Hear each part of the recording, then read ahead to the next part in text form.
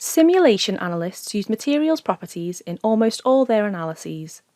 How can an organisation provide consistent, up-to-date materials information to Mechanical Pro users?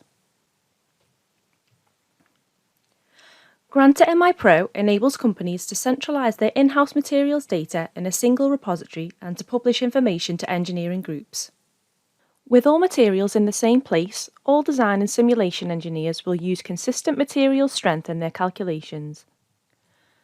They will also be able to quickly compare properties such as Young's modulus and thermal conductivity, and to visualise non-linear properties such as stress-strain curves before they use it in their analysis.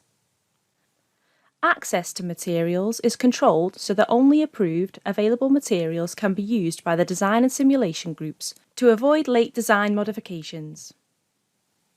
Design and simulation engineers get a simple access to materials directly in their CAD or CAE environment. In Ansys Workbench, linear and non-linear properties of materials approved in Granta MI Pro can be transferred in the engineering data without the need for any formatting.